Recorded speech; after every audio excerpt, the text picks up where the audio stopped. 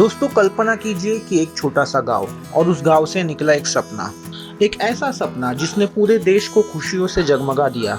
आज हम बात करेंगे एक ऐसे शख्स की जिसने भारत को विश्व पटल पर गौरवान्वित किया है। एक ऐसा शख्स जिसने अपने दृढ़ संकल्प और कड़ी मेहनत से सपनों को साकार करके दिखाया है। जी हाँ, मैं बात कर रहा हूँ भारत के गोल्डन बॉय नीरज चोपड़ा जी की। दोस्तों आज के इस वीडियो में मैं नीरज जी का एक पोर्ट्रेट ड्रॉ करने की कोशिश करूंगा और साथ ही नीरज जी के जीवन पे और उनके उपलब्धियों पे कुछ बात करूंगा। तो दोस्तों बिना समय गंवाए शुरू करते हैं आज के पोर्ट्रेट ट्यूटोरियल को। हेलो दोस्तों, कैसे हैं आप? मैं आपका दोस्त art instructor art teacher Ashutosh Jadhav आपका स्वागत करता हूं मेरे और एक वीडियो में। दोस्तों आज के वीडियो में हम एक पोर्ट्रेट का डेमो देखने वाले हैं जो काफी इंटरेस्टिंग और एक्साइटिंग होने वाला है, क्योंकि आज हम जो पोर्ट्रेट ड्रॉ करने जा रहे हैं वो है हमारे भारत की शान नीरज चोपड़ा, जो मेरे पर्सनल फेवरेट है।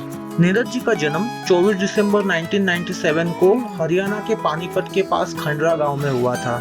नीरज के पिता सतीश कुमार खंडरा गाँव में एक किसान है और उनकी मां सरोज देवी गृहिणी है और साथ ही नीरज को 2 बहनें भी है। नीरज सिर्फ 11 साल के थी जब जैवलिन शो में उनकी रुचि विकसित हुई थी। एक दिन वह जयवीर चौधरी जी से मिले जो पानीपत स्टेडियम में जैवलिन शो का अभ्यास कर रहे थे। जयवीर चौधरी जी जो एक जैवलिन शो एथलीट है, उस समय वो हरियाणा का प्रतिनिधित्व कर रहे थे। नीरज के बिना किसी ट्रेनिंग के 40 मीटर के थ्रो को देखकर जयवीर जी काफी प्रभावित हुए और उन्होंने नीरज को जावलिन थ्रो को करियर के रूप में अपनाने के लिए प्रोत्साहित भी किया। जयवीर उनके पहले कोच भी बने। नीरज ने करीब 1 साल तक जयवीर जी से ट्रेनिंग ली। इस तरह नीरज की जावलिन थ्रो की जर्नी शुरू हुई। एक वो दिन था और एक आज का दिन है। नीरज ने फिर कभी पीछे मुड़ के नहीं देखा। टोक्यो ओलंपिक्स, विश्व athletics championship, Asian games, Commonwealth games और एशियन चैंपियनशिप में स्वर्ण पदक और डायमंड लीग खिताब अपने नाम करने के साथ भारतीय जावलिन थ्रोवर नीरज चोपड़ा जी ने बहुत ही कम उम्र में इतिहास के पन्नों में अपना नाम दर्ज कर लिया है। मार्च 2022 में नीरज चोपड़ा को पद्मश्री से सम्मानित किया गया है। राष्ट्रपति भवन में एक विशेष कार्यक्रम में राष्ट्रपति रामनाथ कोविंद जी द्वारा नीरज चोपड़ा को सम्मानित किया था। इतना अभूतपूर्व और अकल्पनीय सक्सेस पाने के बाद भी नीरज एक डाउन टू अर्थ व्यक्ति है। वो अपने सक्सेस का सारा श्रेय अपने कोच को देते हैं। नीरज चोपड़ा के कोच का नाम उवे है, जो जर्मनी के एक पेशेवर जेवलिन एथलीट रह चुके हैं। इन्हीं से ट्रेनिंग लेने के बाद नीरज इतना अच्छा प्रदर्शन कर रहे हैं।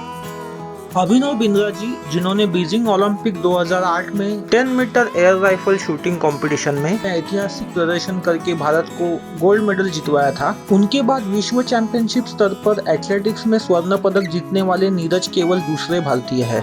नीरज चोपड़ा सिर्फ एक नाम नहीं है, सिर्फ एक खिलाड़ी नहीं है, वो एक प्रेरणा है। बल्कि मैं तो ये कहूँगा कि वो एक क्रांति है। एक ऐसी क्रांति जिसने साबित कर दिया कि भारत के युवाओं में भी कितना दम है। याद कीजिए वो पल जब उन्होंने भाला फेंककर पूरा स्टेडियम दहाड़ दिया था। वो पल जब हर भारतीय का सीना गर्व से फूल गया था। एक छोटे से गांव से निकलकर उन्होंने दुनिया को दिखाया था कि सपना देखने के लिए और उन्हें पूरा करने के लिए सिर्फ इरादा और लगन चाहिए। नीरज की यात्रा कभी भी आसान नहीं थी। उन्होंने कई चुनौतियों का सामना किया, कई बार हार का स्वाद चखा, लेकिन हर बार हार को जीत में बदलने की ठान ली थी। भारत देश जहां क्रिकेट निस्संदेह सबसे लोकप्रिय खेल है, वहां अन्य खेलों में परफॉर्म करने वाले एथलीट्स को फंडिंग और इंफ्रास्ट्रक्चर के कमी के कारण कई समस्याओं का सामना करना पड़ता है। क्रिकेट के अलावा कई खेलों को जरूरत जितनी स्पॉन्सरशिप और निवेश नहीं मिल पाता जितना क्रिकेट को मिलता है, जिससे उनका विकास और एक्सपोजर सीमित हो जाता है। इसके अलावा दूसरे खेल जैसे शूटिंग, लिफ्टिंग और हॉकी के खिलाड़ियों को क्रिकेट के खिलाड़ियों जितनी सरकारी मदद और सुविधाएं नहीं मिलती। यहाँ तक कि बहुत से खेलों के बारे में भी लोगों में अवेयरनेस और जानकारी की कमी है और दूसरे खेलों के खिलाड़ियों को जनता का समर्थन भी कम मिलता है, जिससे उन्हें कई मुश्किलों का सामना करना पड़ता है। खासकर जब वो मेडल नहीं जीत पाते तब उन पर काफ़ी दबाव होता है और उन्हें आलोचना भी झेलनी पड़ती है। स्टेडियम और खेल के मैदानों की भी भारत में बहुत कमी है। स्कूल और कॉलेज में भी खेल का स्तर काफी खराब है। तो इन सारी वजहों को अक्सर भारत में खेल के विकास और सफलता के लिए एक बड़ी बाधा के रूप में देखा जाता है। हालांकि दोस्तों पिछले कुछ सालों में इन परिस्थितियों में काफी कुछ सुधार आया है। भारत के कई खिलाड़ियों ने विश्व स्तर पे अनेक कंपटीशन में अच्छा प्रदर्शन करके दिखाया है। वैसे तो मैं सबका नाम नहीं ले पाऊंगा, लेकिन कुछ नाम मैं जरूर मेंशन करना चाहूंगा, जैसे कि अभिनव बिंद्रा, नीरज चोपड़ा, पीवी सिंधु, मनु भाकर, मेरी कोम, सानिया नेहवाल, साइना मिर्जा, मीराबाई चानू, साक्षी मलिक, हिमा दास, विनेश फोगाट। दोस्तों ये सब वो खिलाड़ी हैं जिन्होंने विपरीत परिस्थितियों पे मात करके अंतर्राष्ट्रीय स्तर पर अपने देश का नाम ऊंचा किया है। दोस्तों इन खिलाड़ियों के अच्छे परफॉर्मेंस के चलते देशवासियों का इन खेलों की तरफ देखने का नजरिया बदला है और साथ ही बदला है भारत सरकार का रवैया। अब सरकार भी दूसरे खेलों को गंभीरता से ले रहा है। अब भारत सरकार विभिन्न सरकारी योजनाओं के माध्यम से खेल संस्कृति को बढ़ावा देने का और युवा प्रतिभाओं को पोषित करने का भरसक प्रयास कर रहा है।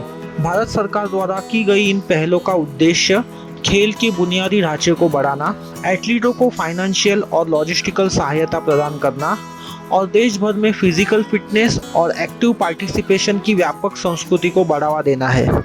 तो दोस्तों उम्मीद करते हैं इन सारे बदलावों के चलते आने वाले भविष्य में भारत से हमें और भी एथलीट देखने मिलेंगे जो नीरज चोपड़ा जी से प्रेरणा लेके आगे बढ़ेंगे।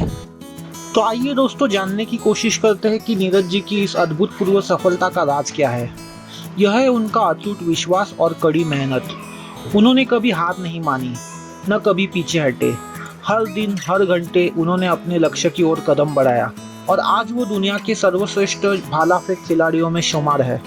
लेकिन दोस्तों ये सफलता नीरज को रातों रात नहीं मिली। नीरज जी ने खून और पसीना बहाया है। उन्होंने हजारों घंटे अभ्यास किया, हजारों बार गिरे, लेकिन हर बार उठकर फिर से खड़े हुए। उन्होंने हर मुश्किल का सामना किया और हर चुनौती को स्वीकार किया और आज वो दुनिया के सबसे बड़े मंच पर भारत का नाम रोशन कर रहे हैं। नीरज चोपड़ा हमें क्या सिखाते हैं? वो हमें सिखाते हैं कि असंभव शब्द सिर्फ कागज पर होता है। वो हमें सिखाते हैं कि अगर हम दृढ़ संकल्पित हो तो हम कुछ भी हासिल कर सकते हैं। वो हमें सिखाते हैं कि सफलता का राज है लगन, मेहनत और धैर्य। नीरज चोपड़ा हमें सिखाते हैं कि सफलता का कोई शॉर्टकट नहीं है। हमें मेहनत करनी होगी, संघर्ष करना होगा और अपने लक्ष्य के प्रति समर्पित रहना होगा। हमें याद रखना चाहिए कि हर सफल व्यक्ति के पीछे हजारों घंटे की मेहनत होती है। तो दोस्तों आज ही से शुरू करें। अगर आपका भी कोई सपना है तो उसे पूरा करने के लिए अभी से जुट जाइए। अपने सपनों को साकार करने की दिशा में कदम बढ़ाए। याद रखिए नीरज चोपड़ा ने किया है तो आप भी कर सकते हैं, क्योंकि आप भी एक चैंपियन हैं। बस आपको अपनी क्षमता को पहचानना जरूरी है।